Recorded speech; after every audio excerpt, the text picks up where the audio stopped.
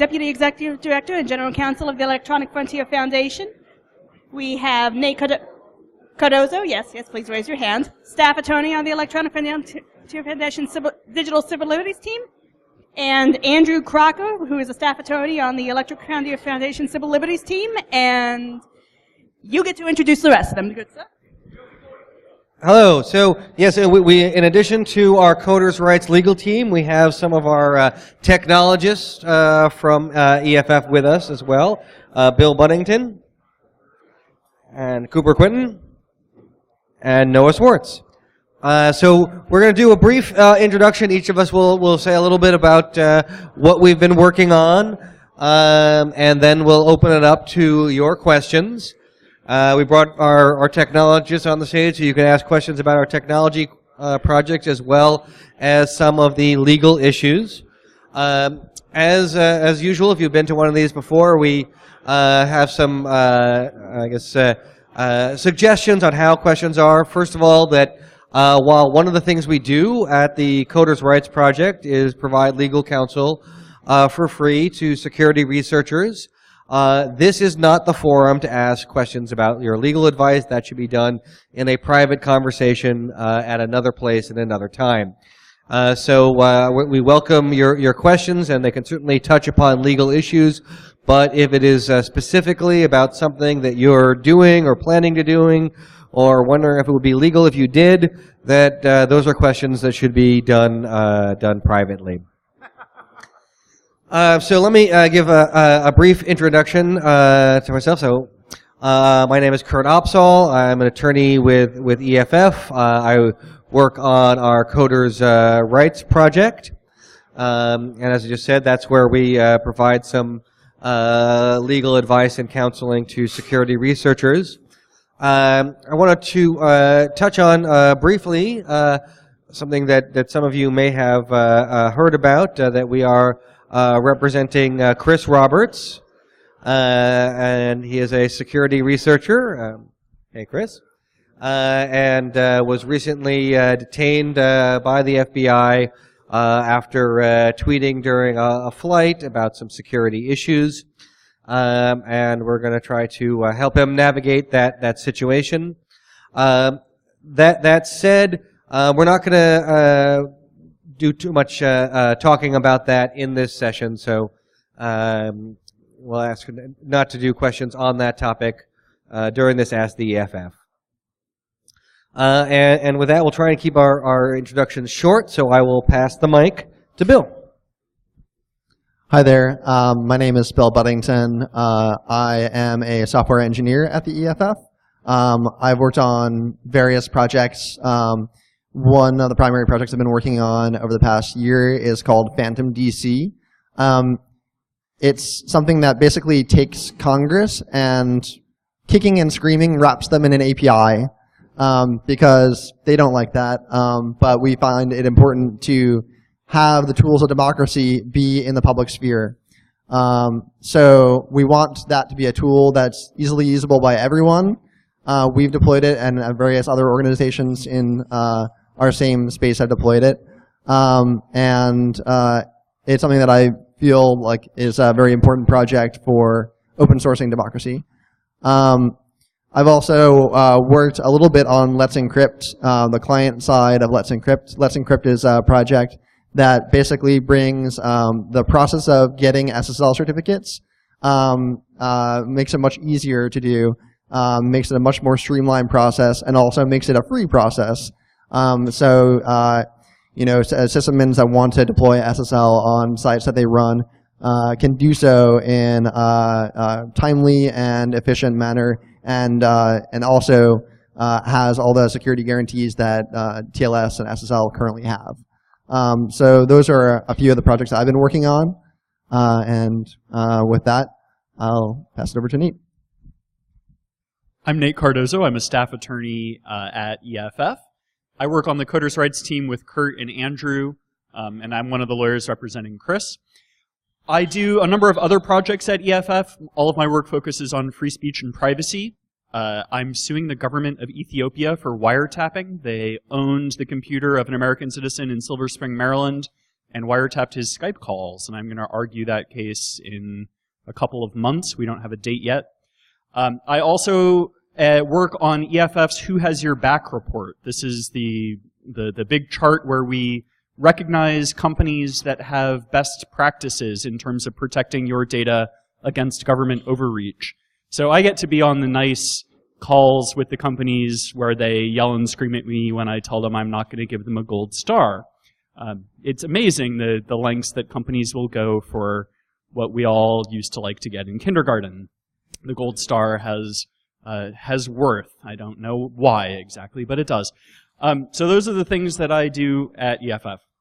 And now Cooper. Hi, I'm Cooper Quinton. I'm a staff technologist at EFF.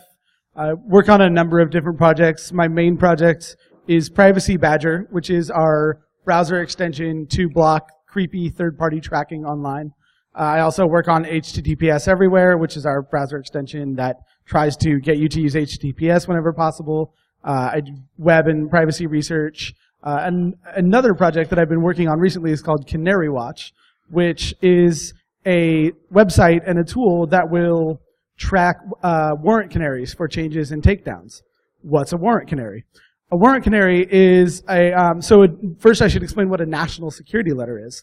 A national security letter is a FBI order. They're a court order that the DOJ can send you, and which orders you to give up business documents, communications of your customers, essentially. Subscriber information. Thank you. That national security letter also has a gag order attached to it, which says that you can't tell anybody other than your lawyer that you've received this national security letter. And that gag order isn't overseen by a judge. This is the only process of this type. Any random special agent in charge of an investigation, an FBI investigation, can send you this process and gag you from talking about it. So a warrant canary is a piece of text on your website or wherever else that says, we have not received any national security letters.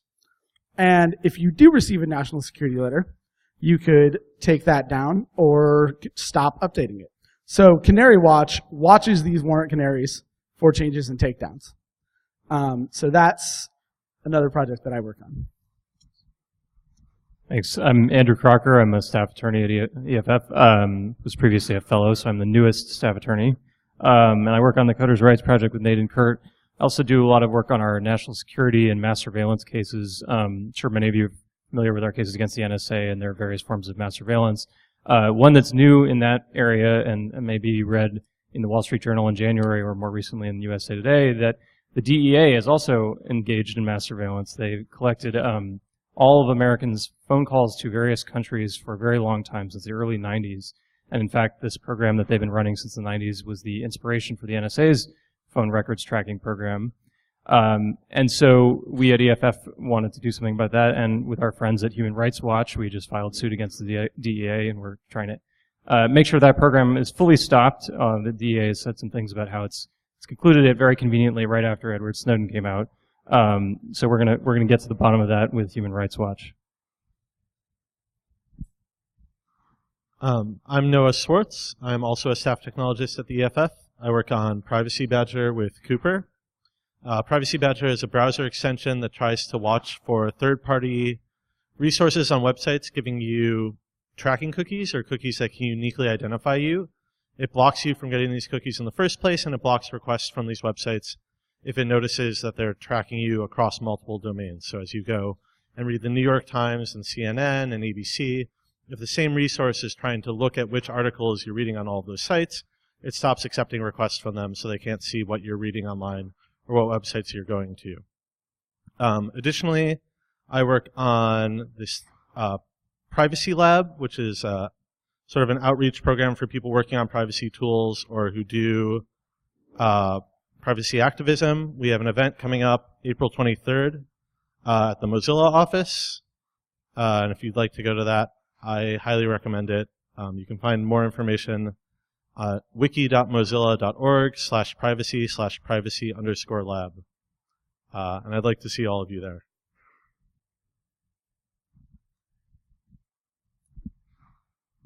All right, so that was our brief introduction. So we would like to start answering your questions. If you have any, we have the mic out there for people to ask amplified questions. So let me see. Does anybody have any questions that they would like to ask EFF? Oh, come on. You know you got a question. All right, Chris?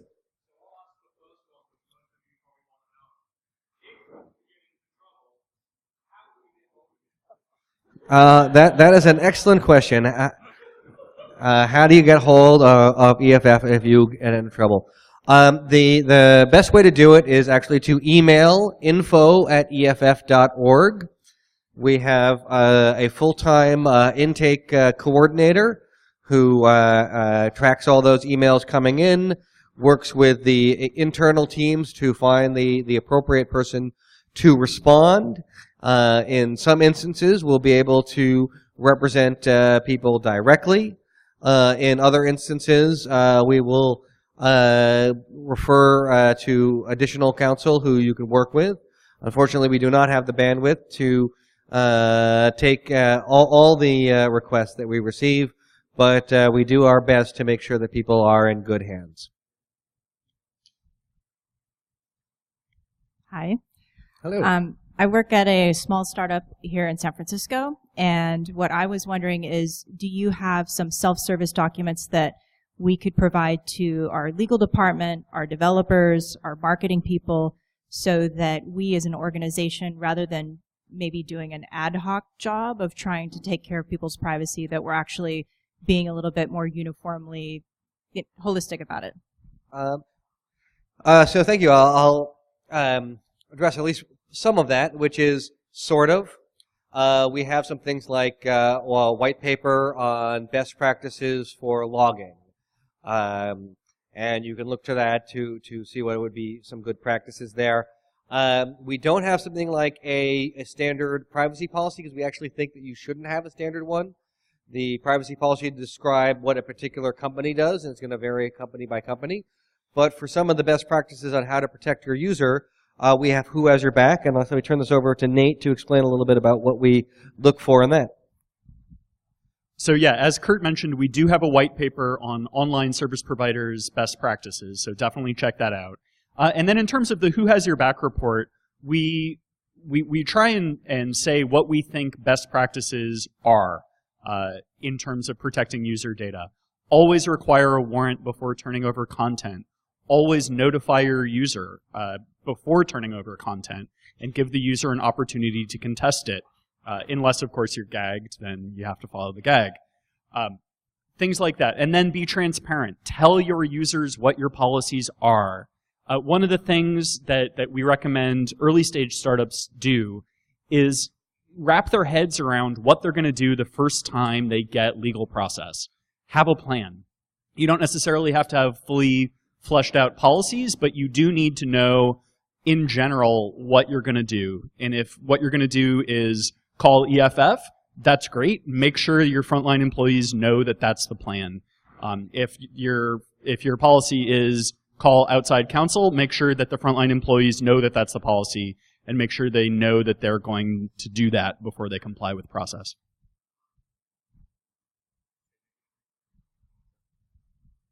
Additionally, if your startup is something that provides a service to people and you collect data about the users of your product, Privacy Badger includes in it a do not track policy, which we think respects users' privacy, and it's standards for how to anonymize data and how long to retain it, and additional sort of privacy practices that we as the EFF think are good. And if you do so, then Privacy Badger will allow you to use cookies for session information. So if you are providing a service, it's something that you should read, and hopefully I'll let Cooper. I was going to say the do not track policy document is if you're providing a third-party service. If your product is being embedded in other people's websites, this will indicate that you do respect do not track and a very specific set of standards for that. So there's been a lot of bills in front of Congress right now. I think they're calling it Cyber Legislation Week. There's been a bunch of different activities from different groups opposing or supporting the various bills in Congress. I haven't seen a lot of work from the EFF on these bills, and I'm wondering if you guys, or maybe I missed it, I'm wondering if you guys think that being in San Francisco has isolated you from the power elite in Washington, and if you need a bigger presence in DC. So most of the work that we do, that we're doing right now at least, is behind the scenes. Mark Jaycox, who's trying to hide behind that banner back there, is our full-time legislative analyst. He's on calls most of the day, every day.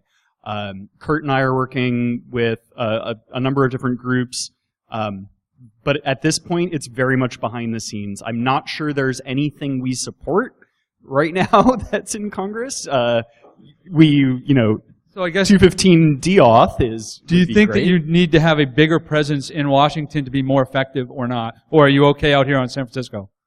We are okay out here in beautiful sunny San Francisco. So this is a little bit of different strategies. That there's ways in which you can influence policies that are sort of an inside play when you're in DC, and there are ways that you can do outside. So we attempt to try and make the world a better place, make a future that we want to live in through more of an outside play. So we get a lot of grassroots activism. This is a little bit of what Bill was talking about, making it easier for constituents to get in touch with their representatives and tell them what they think are important to them, and legislatures listen to that. We also try and put out policy positions, explain our positions in blog posts, and we have done so on some of these cybersecurity bills that are coming up. A lot of that was around the time they were first proposed by the White House. So this was in January sometime. But we've also been sort of active in trying to get a grassroots support or opposition to bills. We have connections in DC, but there's also an insider strategy, and there are groups based in DC who do more of that. They have more direct meetings with legislatures and with their staff, and there's value to that approach as well. If you're familiar with the Center for Democracy and Technology, or CDT, they are based in DC. They do more of that approach. And as you may know, or may not, because it's getting to be kind of old history now, but there was a split at one point where a portion of EFF went and founded CDT, wanting to pursue more of that strategy, while a portion of EFF kept the name and moved to San Francisco to do more of an outsider litigation and grassroots strategy. And I think there's a place in the ecosystem for both. It's also important, and activism team at EFF can tell you this a lot better than I can, to build coalitions that can get the job done together. So we work with, as you said, CDT and other organizations such as the Sunlight Foundation that are situated in the Beltway, so that we can more effectively reach out to the legislative bodies that do exist. Basically, whenever I go up to the activism portion of the building, they're always basically on the phone with coalition building, creating those links that are important to actually get the word out. And you can visit our website, act.eff.org. We have a number of actions that are available that you can take part in that are calling for any number of things. For instance, stopping the mass bulk collection by the NSA, or stopping the new CISA bill, or any number of things. The technology that makes that possible is something that we've been building through our Action Center, and a lot of the organizations in the Beltway are using that now too. And also, so the Action Center is one, and there's a piece of like micro infrastructure, I would say, called, and I've been working very closely on this part, called Phantom DC, which is Phantom of the Capitol. And it's basically something that wraps the process of filling out congressional forms in an API, as I said. So the server actually goes out and through Phantom.js fills out forms for the end user and common sizes. So you know, typically if you're targeting the Senate and the House, you have to know your zip+4. You have to fill out your first name 3 times for each one of your members of Congress. You have to know who your members of Congress are. A lot of zip codes are split in that. So this kind of process is very arduous for most people just trying to get in contact with their reps. This has been streamlined, and this problem has basically been fixed by open sourcing the tools of democracy, not through any congressional action, but through grassroots activism, making it possible for us to get in contact with our reps. So, and I'm happy to talk about any of the technology stack that is involved there as well.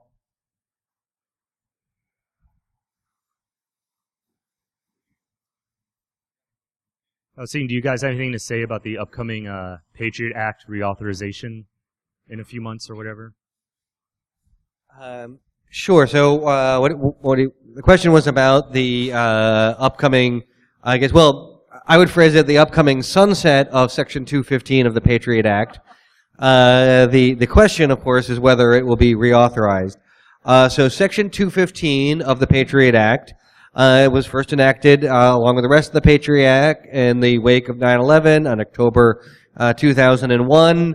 And the provision said that it empowered the government to obtain some records, some tangible things, actually was the term, and to do so with a less than the sort of the ordinary process. And at the time when it was passed, it was known as the library provision.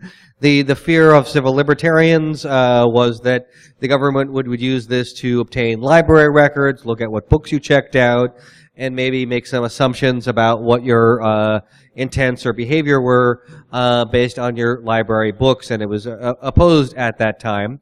And I could sort of only imagine that the government was sort of, chortling when they saw this, because in fact they were using it for something else and far more expansive and I would say nefarious.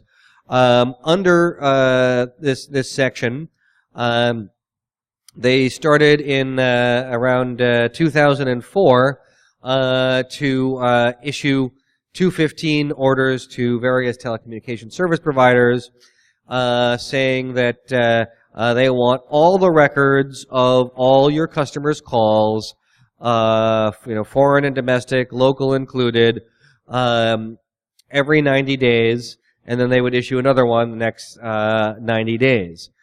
This was the telephone records program. Previous to 2004, they had been doing this based upon the executive authority, the president's sort of inherent power as a president. It turns out that wasn't a particularly strong legal basis. There was a big debate within the government about whether that was good enough, which led to threats of resignation from the Attorney General and the then director of the FBI. And so eventually they decided to switch it, not to stop the program, but to come up with a, well, shall we say, creative legal argument that this Section 215 provided that authority.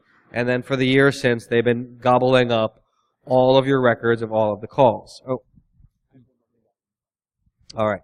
And so as things were done in the Patriot Act, and is often done when there are provisions that are heartily argued against by people who are concerned about civil liberties, they say, well, we're in a special time right now, but I'll tell you what, we'll put a sunset provision in it so that on its own authority it will expire after a certain period of time. This section will expire on June 1st unless Congress does something to reauthorize it. And what has happened since it was last reauthorized and today is that the Edward Snowden leaks have revealed in some glorious detail what had been reported on in the news previously, but now we got to see the actual orders to, for example, Verizon Business Services, showing a 90-day order for all of the records, and this has made it so many people, ourselves included, have been saying that we should not reauthorize this. It was a bad idea. It wasn't what the intent. Even the author of the Patriot Act would concede that this was not what was intended by this bill, and so this is now, if there's any time to do reforms and to try to rein in the government's power to look at all the records, now is that time. Nate? And if you want to help the fight against 215, you can go to fight215.org. It's an EFF-led coalition of 32 different organizations who are trying desperately to make sure that 215 is not reauthorized on June 1st. So fight215.org. No, what? Mark is shaking his head. Never mind. It's fight215.org, isn't it?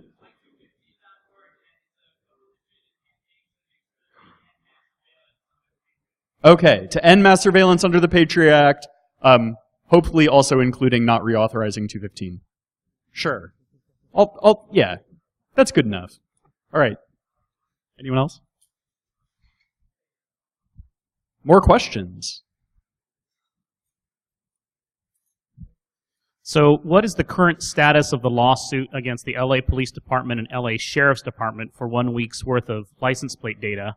And how does the recent release of all the license plate reader data from the Oakland Police Department figure into that, if at all? Okay, so background on the question, EFF and ACLU of Southern California sued the LA Sheriff's Department and the LA Police Department for 1 week's worth of ALPR, automatic license plate reader data, from a week during Ramadan a couple of years ago. The LA Sheriff and LAPD denied our request, saying that every single license plate capture in Los Angeles that week was part of an ongoing investigation, and that as such they didn't have to release the data, exempt under the California Public Records Act. We sued. We filed a petition for writ of mandate in Los Angeles Superior Court, lost at the district court level, and the appeal was heard last month or the month before. And I believe the California Court of Appeal has 90 days by statute to rule on that. So we'll get a ruling next month. Probably, they usually wait until the last day because they're judges and they can do that. So we'll get a ruling next month or so. How does the release of the Oakland data affect the case? Not at all. The Oakland PD had no problem releasing the same data that to Ars Technica and a reporter named Cyrus Farivar, who's a great guy and a good friend. That release makes no difference. Different agencies are allowed to interpret the law differently, and they're allowed to be completely arbitrary about it, and that makes no difference. Welcome to California Public Records Act law. Oh. We also have a great visualization on our site of that Oakland data that's set as music. It sounds like you've heard it, but it's pretty cool.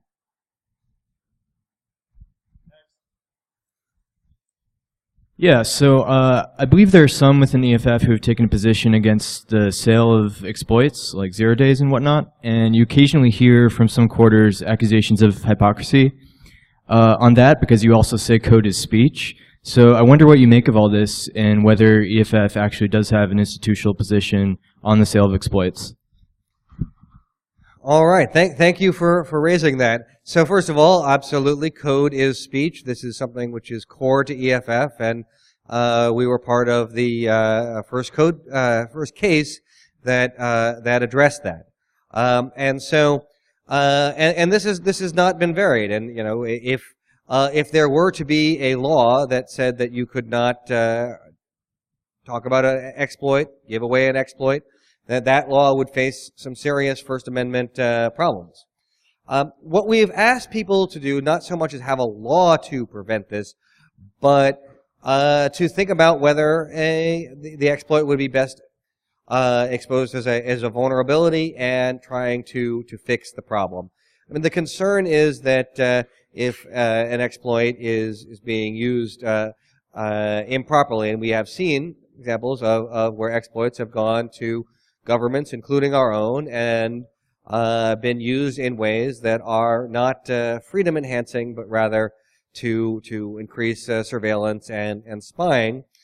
And that is something that it would be better for society if we work together to try and identify vulnerabilities and get them fixed.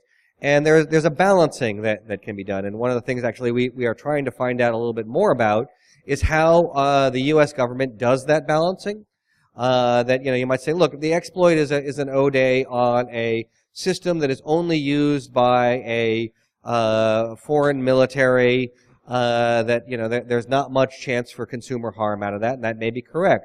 But if it's an exploit on a, popular operating system that is, used by average civilians all around the world, that it is better off if we try and fix that vulnerability, because it could be found by others, it could be being exploited by others, and that the dangers inherent of having that exploit unpatched are greater dangers.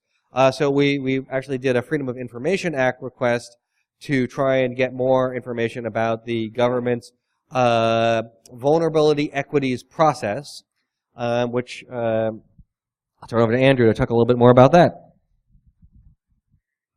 Yeah, so after the Heartbleed revelations last April, I guess, there was a story now said to be false that the NSA knew about Heartbleed. And in response to that, the NSA and other parts of the government came out and said, no, we didn't know about Heartbleed, and in fact we have this policy that Kurt was mentioning, the vulnerabilities equities process, that helps us decide whether we should disclose a vulnerability that we find out about. We usually disclose, but in some rare cases we don't disclose it, and we use it for intelligence purposes. And that's about all they said about it. That led to us to file a Freedom of Information Act request. Unsurprisingly, they didn't respond to it, so we sued them. We sued the NSA and the Office of the Director of National Intelligence. And we've, because we sued them, received some documents, very, very few, that talk about the development of this process, but really don't go into any detail. I will say that tomorrow is the last release as part of our suit, so fingers crossed, maybe we'll see the policy and we'll know a whole lot more tomorrow morning about exactly how the government does this, but we'll have to wait and see. So far, it looks like they really don't have much of a policy in place. And we've seen other stories, aside from the Heartbleed story, notably one in The Intercept about the CIA's hacker jamboree, where they've used all kinds of vulnerabilities to hack Apple devices and others. And no mention in there or in any of the documents that went along with it of any kind of equities process. So we'll see. And just to be clear, there is no law in the United States banning the sale of exploits. There is such a law in Europe, and that's called the Wassenaar Arrangement.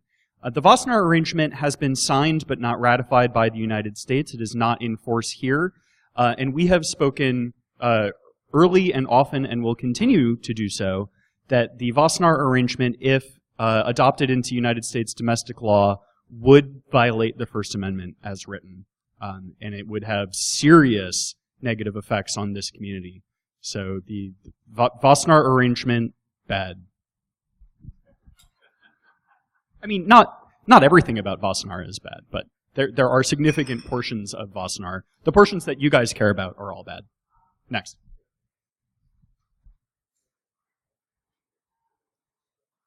So I had a question about warrant canaries and how effective they actually are in determining whether or not a company has been served with an NSL. And kind of more specifically, is there ever a situation where, as part of the NSL, the government could stipulate that they have to continue the warrant canary in order to prevent people from finding out? Or if after the fact the government could, impose some fine or something like that for the use of a warrant canary? So the short, I'll let Kirk give the long answer, but the short answer is warrant canaries have never been tested in court. Okay. But I'll give the longer answer. So, as an initial matter, I mean, a warrant canary is kind of an interesting thing. As Nate said, it hasn't been tested, and in a sense, it is a entity, a service provider, being as honest and transparent about government process as the law allows. And so, if they have never received a national security letter, then they publish, for example, a transparency report, and you put 0 in the column for national security letters. And in a recent lawsuit concerning transparency about national security letters, the government conceded in their responsive papers that while they think it's a terrible idea and no one should do this, that it was not illegal to say 0 if you have never received a national security letter, and that's right. The obligations that arise with a national security letter do not arise until you receive one. So then the interesting question arises, if you do receive them, then what? And so if you previously said 0, do you now have an obligation to lie to your customers and continue to say 0, even though this is now false? That is to say, can the government compel you to say false speech? And that is a question which hasn't been addressed in the warrant canary context. It has been addressed in several other contexts. So, for example, the government can compel you to say truthful speech from time to time. An example of where that has come up is smoking cigarette warnings, where you are compelled to put a warning on a pack of cigarettes if you're going to sell that in commerce. Another example that came up was that Planned Parenthood challenged a requirement that they tell people who were interested in getting an abortion that they would have an increased ideation of suicide if they did so, or at least that was likely. Planned Parenthood challenged that. One of the questions that the court addressed was there science behind this? Was this a truthful thing? They felt that it was sufficiently established as truthful, and then the Planned Parenthood was required to give out that information. And so it would be a fairly new thing if the government could compel false speech. However, not being tested in a national security context, the government would probably argue that perhaps that was important. The way that I would like to see this challenged is well in advance of disclosure, so that if somebody had previously said 0 and then came into a circumstance where they got a national security letter, this would be a really great time to call your counsel. And if you don't have one, info@eff.org would be a good way to reach out, because it would be best to go to the court for a declaration of whether or not you are required to do this before the time period it comes where you either have to do it or not do it. And then there's some concern that if it's in an emergency situation and the FBI is telling the court, blood will be on your hands unless you require this, that courts do not necessarily want to do something that is radical and would change, endanger somebody without fully considering it.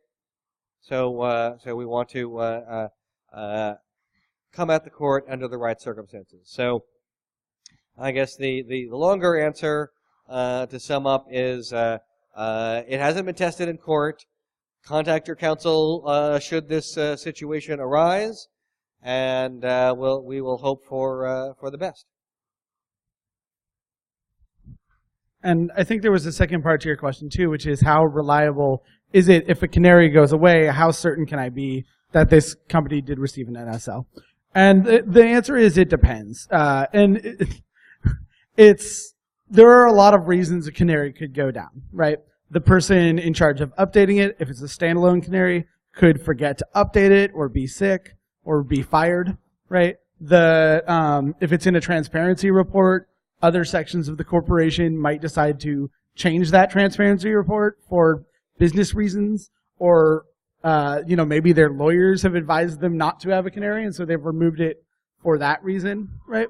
So I think each case where there's a warrant canary and it changes or goes away needs to be taken into consideration on its own, right?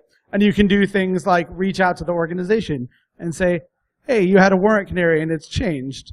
What happened there? And if they say, oh, we forgot to update it, then you know, right? Or if they say no comment, right, then you might have a better idea. But the deal is, you can't really ever know, right? And that's because of the gag order. There's, there is really no surefire way to tell.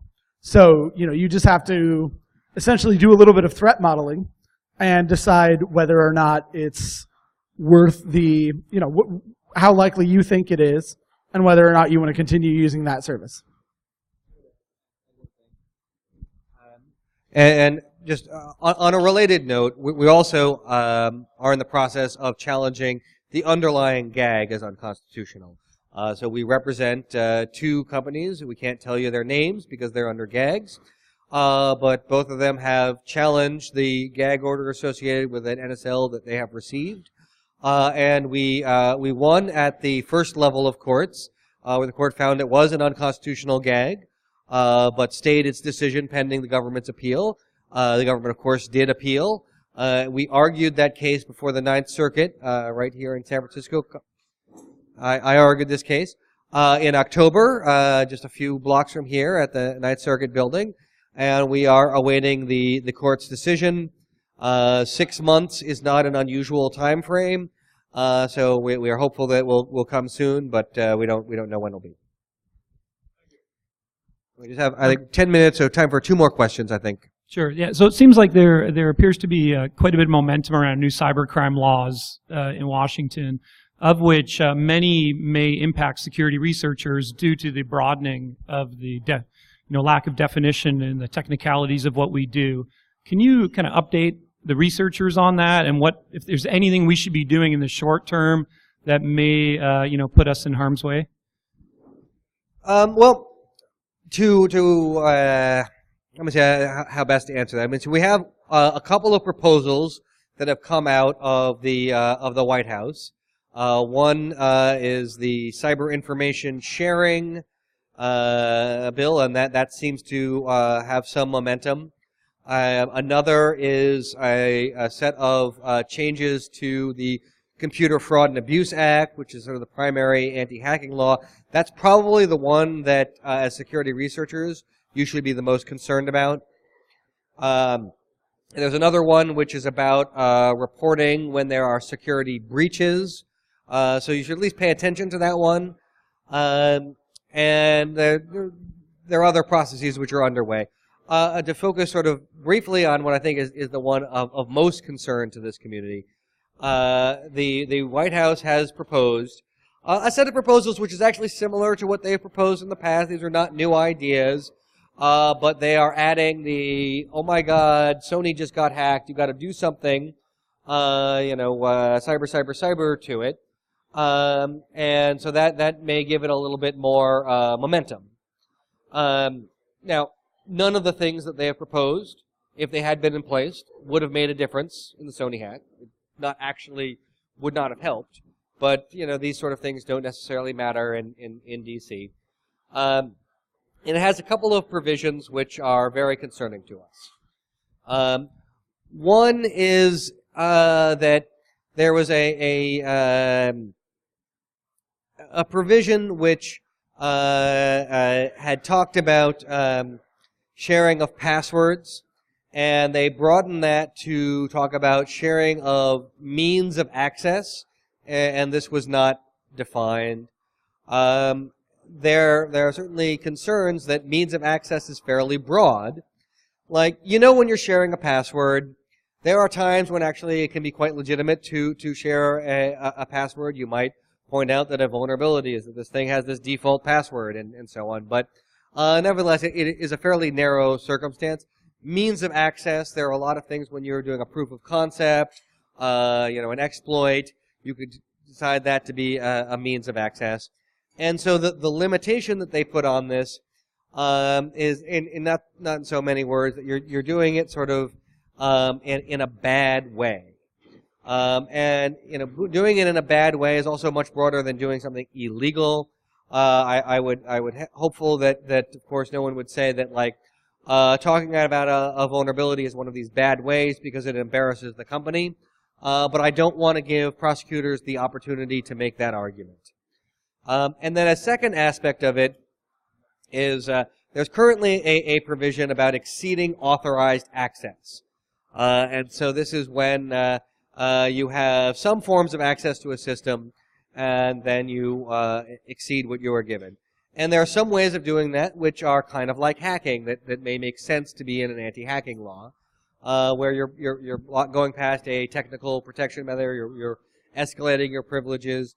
And there are other ways of exceeding authorized access which are not technology-based. They're not hacking in any kind of traditional sense.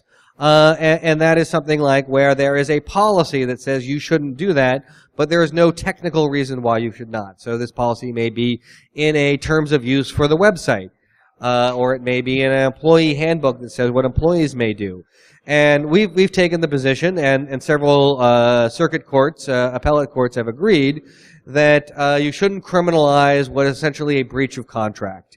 Even if the terms of service of the 17 magazine online website says no one under 18 shall look at this site, it shouldn't be a felony if a 17-year-old goes and looks at 17 magazine. They've since changed that term from their position. So it's no longer a potential felony. But nevertheless, like we were pointing out some of these ridiculous things, and courts have agreed, and what the Department of Justice would like to do would be to change that so it is clearer that violations of terms of use and terms of service can be treated as exceeding authorized access. They put some limitations on that, but those limitations are not satisfactory. So as it stands, their CFAA proposal is a fairly dangerous piece of legislation if it is interpreted negatively. Obviously, if it did pass, we would go to the courts and try to get the courts to interpret it in a good manner. And but it'd be far better if it didn't pass. And we'll see. It hasn't gotten the kind of legs that some of the other provisions had. So we have 2 minutes left. So we'll give it one last question. Well, where are you guys at with the battle with the ESA over the DMCA exception for museums when it comes to preserving old software and games? The DMCA exemption process. Have either of you guys worked on that? I don't think any of us on stage have.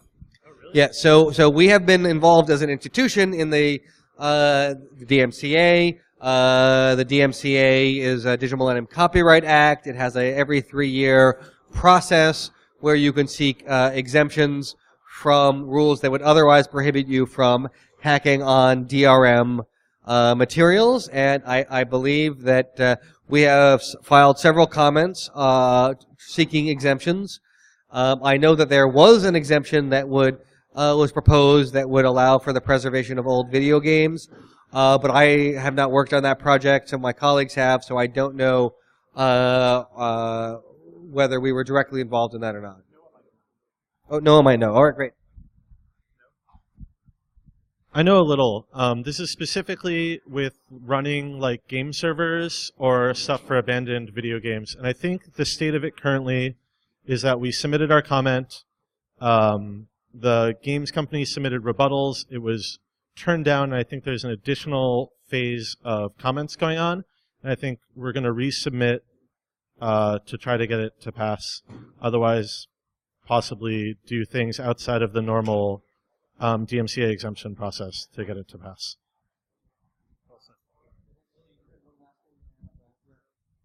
On the previous question of the Computer Fraud and Abuse Act, it's important to note, and I'm not a lawyer, so you can correct me if I'm wrong, that there are local statutes as well that are subject to being overwritten by local law.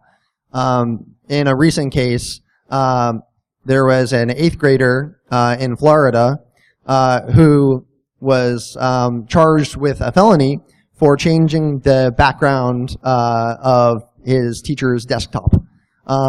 So this is, particularly egregious case, and this is because the minimum requirements of the law in Florida are that the perpetrator, the alleged perpetrator, should be charged with a felony rather than a misdemeanor. The CFAA mandates a misdemeanor be charged.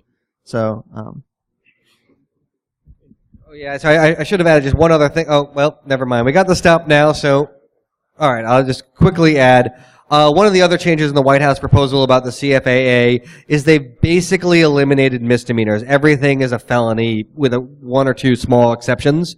And here's the thing: is that there are people who like to hack on computers and might be doing something that maybe we don't want to say is completely great, but it probably would be best if it could be charged as a misdemeanor so that they can go on and lead productive aspects of society afterwards.